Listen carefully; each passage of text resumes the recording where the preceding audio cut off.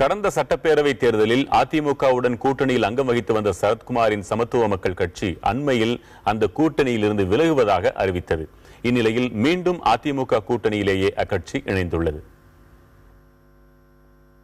5 ஆண்டுகள் கூட்டணி தளபதி கடைபிடித்து விட்டோம். இந்த 5 ஆண்டுகள் முடிவடையும் சூழ்நிலையில் எங்கள் இயக்கம் துவங்கப்பட்டு எங்களுடைய கொள்கைகளுக்கும் கோட்பாடுகளுக்கும் எங்கள் இயக்கத்தை சிறப்பாக வழிநடத்தி செல்வதற்கான முயற்சியில் ஈடுபட்டிருக்கிறோம். என்னை பொறுத்தவரை என் பொதுக்குழுவில் எனக்கு கொடுக்கப்பட்ட அதிகாரத்தை வைத்து நல்ல ஒரு முடிவெடுத்து எங்கள் இயக்கத்தை சிறந்த முறையில் மக்கள் பணி ஆற்றுவதற்கு சிறந்த முறையை வழிநடத்தி செல்லும். இது திடீர் சந்திப்பு அல்ல, ஏற்கனவே இந்த கூட்டணியில் இருந்ததுதான்.